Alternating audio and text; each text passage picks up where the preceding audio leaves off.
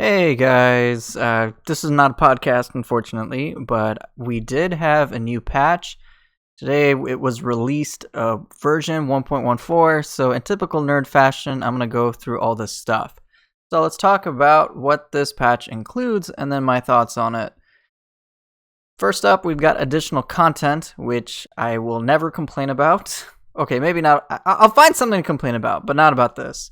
So they've added picture scrolls, which contain enemies and bosses from the DLC. These Scroll of the Demon picture scrolls can be acquired in Dream of the Demon. So this is awesome. So anybody who has the DLC gets new scrolls. This is great. I was hoping that they would do this, and it looks like they found a nice way to add content for people who decided to purchase the DLC. So great. That is awesome. Balance adjustments. Okay, let's see if anyone's gonna lose their shit over this. Alright, so they've adjusted the equipment dropped by enemies as follows. Increase the rate of occurrence of special effects, which does not appear when using the temper feature at the blacksmith. Okay. Increase the minimum value for the randomly determined special effects to make it easier for the maximum value to appear. So this may not necessarily make the most sense, but what I have seen in actual practice is that, you know, those starred stats that you get, I've seen those occur much more often in dropped gear. I've even seen like melee versus zero key enemies at 20%. I've seen quite a lot more of higher rolls for these special effects, which is nice, and I'm happy about that. So this is a good thing for anybody who wants to min-max their characters. Next, we have adjusted the split staff skill Seesaw Strike so that it will more easily hit enemies when activated following a second quick attack from high stance. So this is good. One of the issues with split staff and just a lot of other weapon in general, but especially split staff, is that you may do certain attack chains, but then you push your target too far away, so any follow-up attacks pretty much always miss. So I'm happy to see this for this weapon. Special effects available during Yokai Shift are now activated when performing a grapple after a successful burst counter. This is great. I was hoping for a change like this. I'll still have to play around with the game some more and see what that actually feels like in practice. But one of the concerns was, and I always complain about stuff, it was you would pull off a burst counter, right? And then you go for the yokai grapple, but you wouldn't get any of the benefits that you'd expect from either being in Yokai Shift or from any of the bonuses you get for your grapples. And it was just kind of in like this awkward spot where I didn't get the benefits of either. You were technically shifted, but you didn't get any of the benefits. So now that it gets dedicated Yokai Shift benefits, this is a good thing. And I'll be playing around with it more to see how I feel about it, but I'm happy that they brought those effects to the burst counter and the grapple that you can get right afterwards. Alright, the special effect Deflect Bullets and Arrows Timely Guard is now able to deflect some other projectiles. Wow, I did not expect this.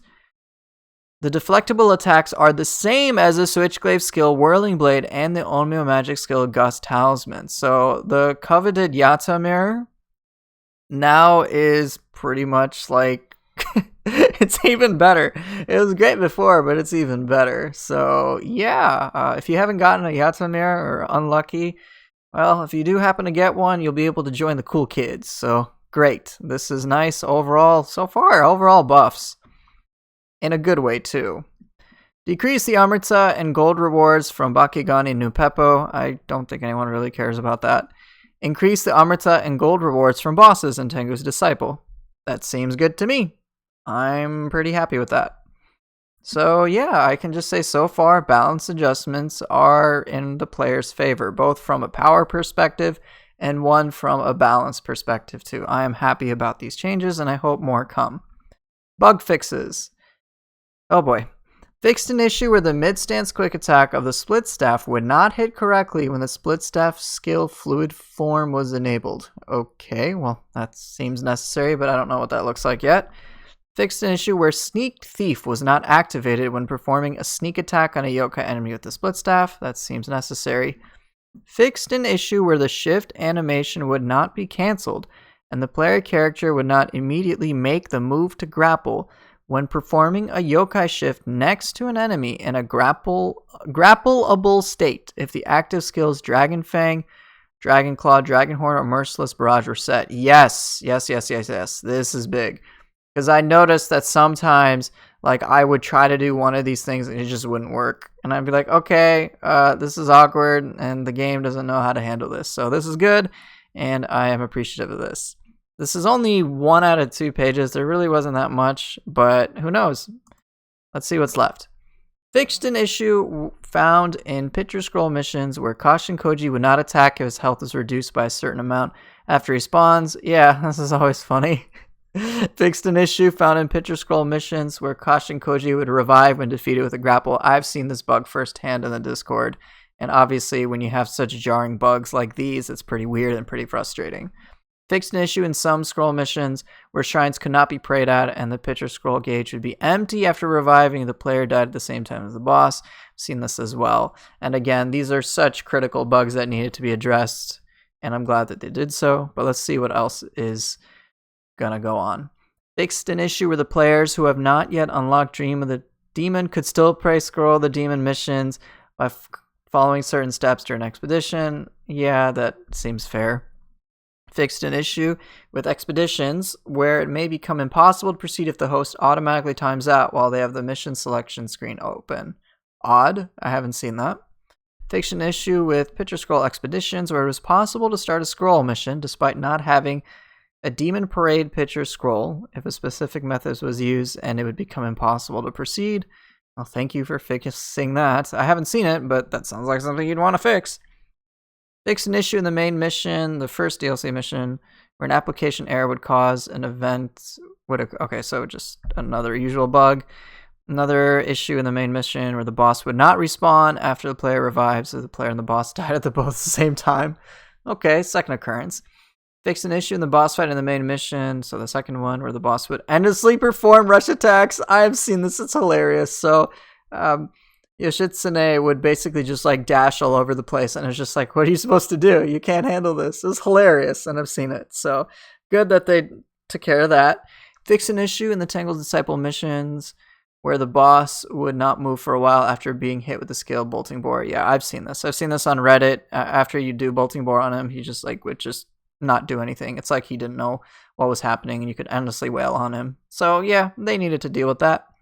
Fix an issue in the submission Tale of the Tyra where the visitor would fail the mission if the host leaves the session first. Strange, but okay. Fix an expedition related issue in the mission A Strong Bond where if you continue after failing under certain circumstances, the treasure chest that was a part of the mission requirements would disappear and it would become impossible to proceed. Yeah, that's pretty game breaking. That is really important to deal with.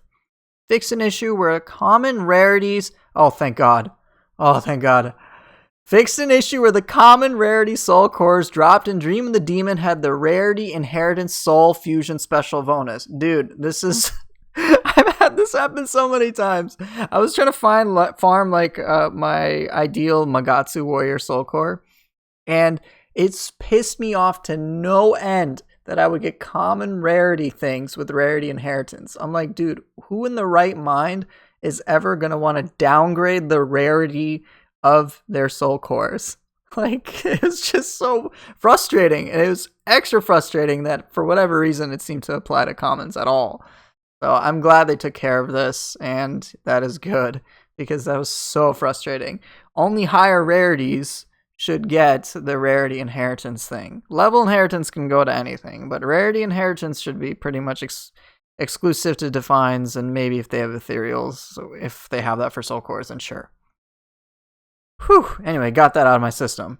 Fixed an issue with Yoshitsune's armor where the equipment weight was inappropriately high when it has the Divine Rarity. Okay, well, good to know. Fixed an issue where the storehouse menu would become sluggish when the number of items in the storehouse was high. I did notice this, actually. It was like it couldn't flush out the memory or something. So I'm glad they addressed that, because no one likes it when the game just gets artificially slow for some weird reason. So that's a good thing. On the Learn Skills weapon selection screen, the judgment for how the movement of the left stick snaps to each icon was adjusted. Okay. That's all I can say about that. Fixed an issue where information from the smithing text handed to the blacksmith before closing the game application would once be lost if you started a new game in versions 1.11, 1.1 through 1.13. The information from the smithing text that were handed in will be restored after applying this patch. Good. Fix an issue where the body marking settings and the character creation would sometimes be reset. Overall, this has been pretty good, and I am happy about some of the changes that they have made. I do hope for more. I think one thing that I would like in general is just more patches, but again, it's going to be a lot of work. It'd be nice if we had more communication from the dev team, or perhaps some more insight or something, so that we can more readily communicate our issues. But that's, again, outside the scope of this video, and I'll probably complain about it in a podcast. Yeah, I need to stop talking. In any case, thank you guys so much for watching. Hopefully my analysis was helpful. Holy tongue-tiedness. I will see everybody in a future video next time. Take care, and peace out, everybody.